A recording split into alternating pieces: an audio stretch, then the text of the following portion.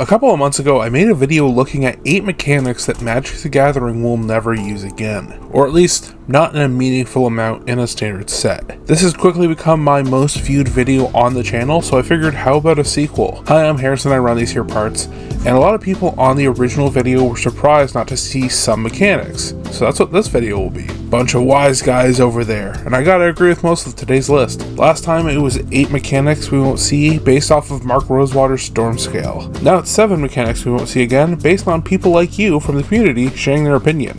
Let's jump into it. Our first keyword is Horsemanship. Horsemanship is a keyword with 39 cards that either have, grant, or care about it. It is spread pretty evenly amongst the color pie. It's only on creatures. It means this creature can't be blocked except by creatures with horsemanship. It's basically flying, but swapping the word flying with the word horsemanship. The difference is that flying has almost 3,000 cards and another 300 cards with reach. So ultimately, it's a lot easier to block a creature with flying than it is to block a creature with horsemanship, which leads to it being considered parasitic. The term parasitic is used to describe keywords that are self-contained and only interact with cards from their own set. Since there isn't any real practical way to deal with horsemanship besides just straight up removal, and there really aren't enough cards with horsemanship, Magic has pulled back from using it. Horsemanship and flying are really a tale of two keywords.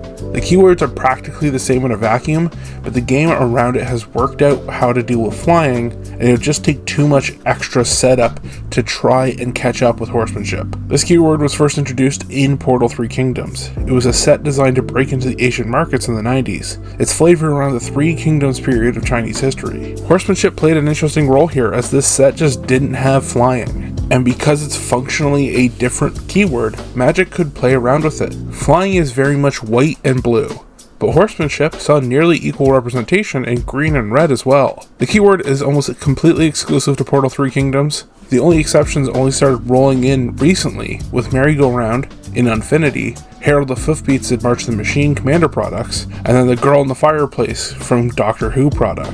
Not being included in Outlaws of Thunder Junction, a whole set based around cowboys, definitely signifies that while they might have fun throwing around singles here and there with horsemanship, we are never going to see it again in a standard legal set or in any meaningful way. The first appearance was Portal 3 Kingdoms in 1999, and the most recent appearance was Doctor Who Universe Beyond in 2023. It currently sits at a 9 on the Storm Scale, meaning while Mark Rosewater never says never, horsemanship would need a minor miracle to make it back. The next keyword is Level Up.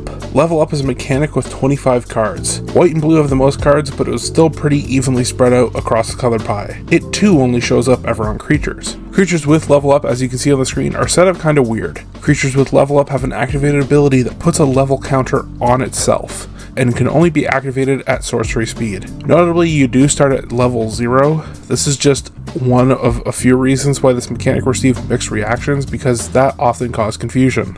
Depending on how many level counters you had on a creature, it could greatly change the card. Each card is split into 3.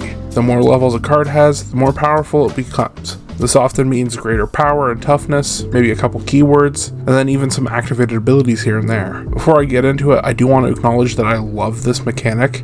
It feels out of the box when it comes to card design, but it also hits a flavor detail on the head. This showed up in original Zendikar block, which was what Magic the Gathering wanted to be the Dungeons & Dragons set before we actually got Dungeons & Dragons sets. They wanted Zendikar to be the adventure world, and a great way to make that connection is by having characters level up. So this is how they attempted it. But despite me thinking it's really neat, there are some problems with it that would greatly affect it being reprinted. A big problem in gameplay with these cards is that they're very resource demanding. For some cards that makes sense. A well-protected Lighthouse Chronologist should just win you the game, so it makes sense that it costs 9 mana to get its final level. Joraga Tree Speaker needs 11 mana, but it can make a go-wide strategy and elves go even crazier. And then there's also the appeal that comes with this cards that you don't have to spend all the mana on one turn. Sure, double-digit costs might seem like a ridiculous amount to ask for on one turn outside of Commander, but when you spend 5 mana this turn and 5 mana next turn, it at least lightens the burden somewhat.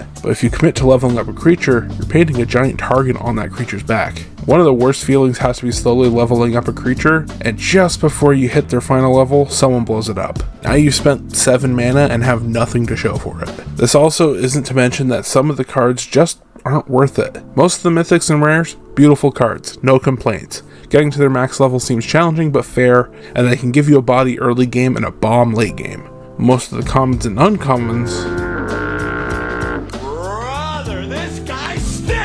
I wouldn't touch with a 10-foot pole. They can still do some cool things, and some of them are arguably very powerful, but a lot of them are just so slow moving that even after pouring all that mana into them, you're really not getting enough in return for the most part. There is an idea and design philosophy in Magic the Gathering when it comes to keywords and mechanics that are going to be a big part of the set they're included in. And that's how you deal with that mechanic at the uncommon and common levels. Level Up was first printed in Rise of the Eldrazi, which had 248 cards, with 24 of them having Level Up. That is just around the 1 in 10 mark. If you're drafting this set, you're guaranteed to see a bunch of these cards. As a comparison, in War of the Spark, there were 264 cards, and 39 of them were Planeswalkers. In Dragons of Tarkir, there were 264 cards, and 26 were Dragons. Each of these sets carries with it an identity that demands having a bunch of these cards printed to meet that identity. You can't have a set be the dragon set if there aren't dragons everywhere. But what separates Dragons of Tarkir and War of the Spark with dragons and planeswalkers from Rise of the Eldrazi and Level Up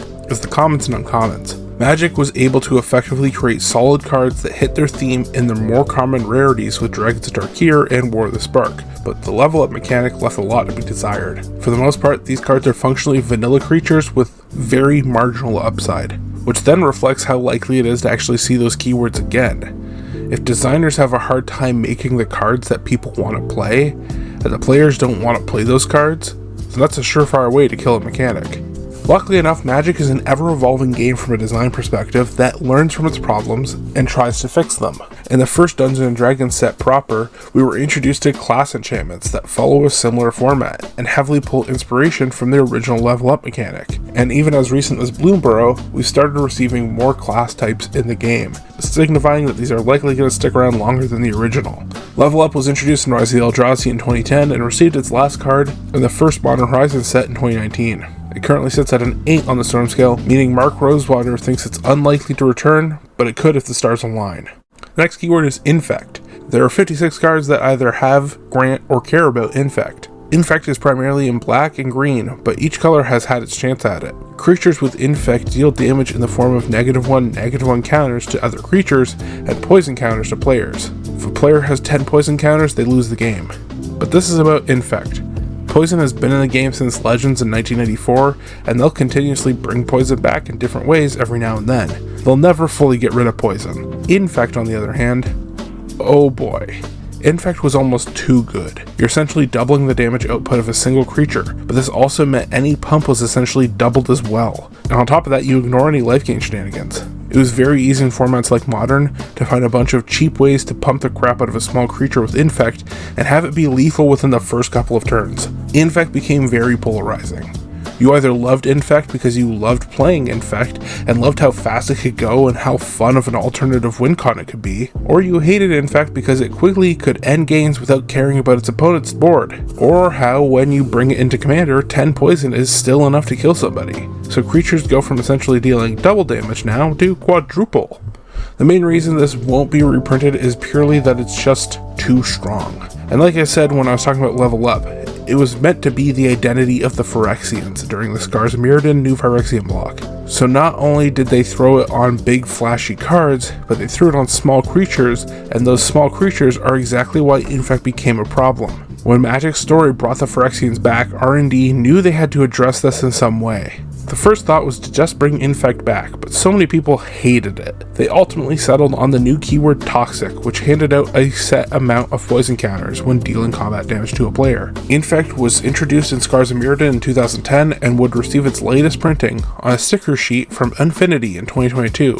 It currently has a Storm Scale rating of 9, which means it needs a minor miracle if it's going to come back to the game. The next mechanic is Rampage. There are 16 cards with Rampage and an additional one that grants Rampage. It mainly shows up in red and green, but has been in every color. Rampage is a triggered ability that has a number associated with it. Whenever a creature with Rampage is blocked, it gets a buff depending on how many creatures are blocking beyond the first. You can see how underwhelming it is. The keyword only triggers on double blocks. How often do you play games where double blocking is even done? Even in games where double blocking does happen, how often does it happen? Sure, it could be useful in corner cases of games, but if a card is only good in corner cases and only sometimes, it isn't good. I'm looking at you, Banding. A creature with Rampage might as well be a vanilla creature most of the time. Despite this kind of being a lousy keyword, WotC has tried to rework it numerous times. Bushido was an attempt at fixed version, but even that wasn't super great. But there have been a handful of cards that have buffed themselves when blocked since then. The first card with Rampage was printed in Legends in 1994, and the final card is kinda hard to exactly claim. 5th edition was the last new card in a regular set with Rampage in 1997. Unhinged delivered 2 silver border cards with Rampage in 2004, but it would also see one last moment in Standard, with Craw Giant being time shifted from Time Spiral in 2006. It currently sits at a Storm Scale rating of 8, that means it's unlikely to return, but could if the stars align. The next mechanic is flanking. There are 34 cards that either have, give, or care about flanking. It's mainly in white, and then red and black, but blue and green have had some table scraps. Flanking is another keyword triggered in combat. When a creature without flanking blocks a creature with flanking, it gets -1/-1 until end of turn. First off, I love the flavor. I really enjoy when Magic represents superior battle tactics in the game. I really just don't like how they went about it. For one, the word flanking really doesn't relate to how the cards work. It would be just as useful to name this ability Swordsmanship or Battle Savvy. This would at least better explain why other creatures with this keyword are better at defending against it than those who are not. Which leads me to my next thing. Magic's R&D played around with flanking, and they found out that one of the biggest problems is the little interaction that happens when 2 creatures with flanking meet in combat. It turns out the majority of players that were playing with it were confused and would often still play as if the trigger happens. The players recognize that when this creature is blocked, the blocker gets debuffed. They were just having a hard time remembering that extra piece of text. It also doesn't help its return that Magic has now acknowledged that while flanking was mostly white, its effect would be more likely to fit into Black's color pie if it were to ever return. It's not really that powerful and sometimes confusing. You can probably see why it won't be getting printed anytime soon in a meaningful way. Flanking was first printed in Mirage in 1996 and would see its final card as a one-off inclusion in Commander 2016. It currently has a Storm Scale rating of 12, meaning flanking is unlikely to return, but possible if the right environment comes along.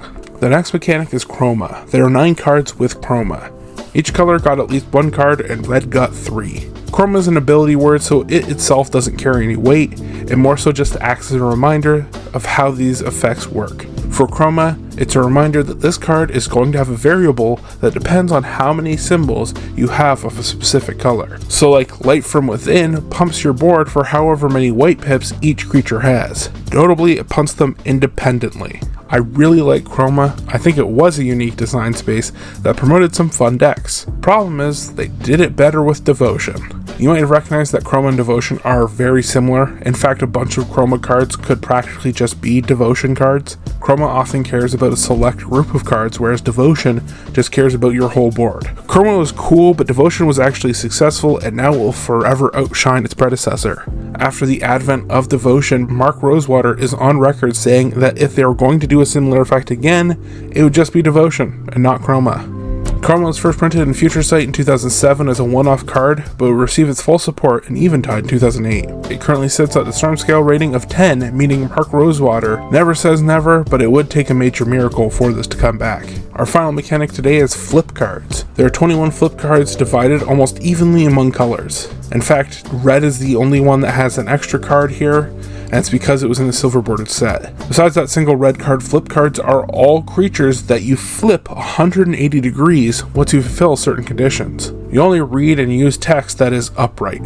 There's a cycle of rares that all flips into enchantments, but the rest of the gang just goes from being creatures to being better creatures. As cool as some of them are, a lot of them are wildly underpowered. There's a cycle of uncommons that all do stuff with key counters. They generate key counters and then you can flip them and have them spend their key counters, which albeit is kinda neat, it's nothing to write home about. A bunch of them have conditions that feel like massive hoops to jump through for what you're getting in return. Aki Lava Runner is a 4-mana 1/1 with haste that needs to hit somebody to flip.